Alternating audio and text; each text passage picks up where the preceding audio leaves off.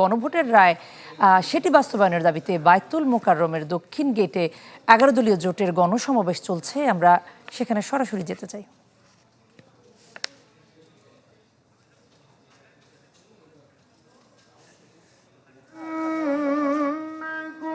গণসমাবেশ কিন্তু শুরু হয়েছে কিছুক্ষণ আগে এখানে পবিত্র কোরআন তেলাওয়াতের মধ্য দিয়ে এই যে সমাবেশ সেটা শুরু হয়েছে। এর মধ্যে কিন্তু আমরা দেখেছি ১১ দলের যারা শীর্ষস্থানীয় নেতারা রয়েছেন তারা কিন্তু এই যে মঞ্চটি স্থাপন করা হয়েছে, অস্থায়ী ট্রাক দিয়ে যে অস্থায়ী মঞ্চটি স্থাপন করা হয়েছে সেখানে তারা উপস্থিত হয়েছেন।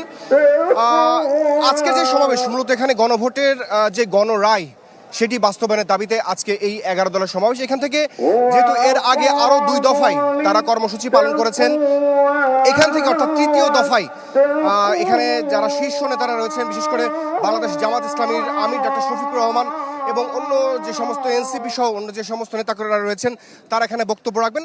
তাদের বক্তব্যে মূলত এখানে পরবর্তী যে কর্মসূচি সেই কর্মসূচি তারা ঘোষণা করবেন। এর আগে এখানে যারা বক্তব্য রেখেছিলেন তারা তাদের বক্তব্যে গণভোটের গণরায় বাস্তবায়নের জন্য তারা সরকারের প্রতি আহ্বান জানিয়েছেন।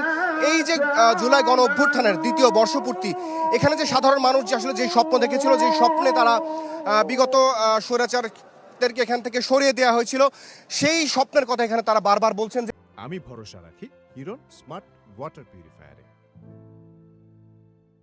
সাধারণ মানুষ আসলে চাচ্ছেন ফ্যাসিবাদবিহীন একটি কাঠামো, যেখানে নতুন করে কেউ ফ্যাসিবাদ হয়ে উঠতে পারবে না। সেই কারণে তারা গণভোটের যেই ৪টি প্রশ্ন, সেই ৪টি প্রশ্নে যারা হ্যাঁয়ের পক্ষে উত্তর দিয়েছিলেন সেই ৭০% মানুষের গণরায় বাস্তবায়নের জন্য এখানে তারা দাবি জানাবেন সরকারের প্রতি।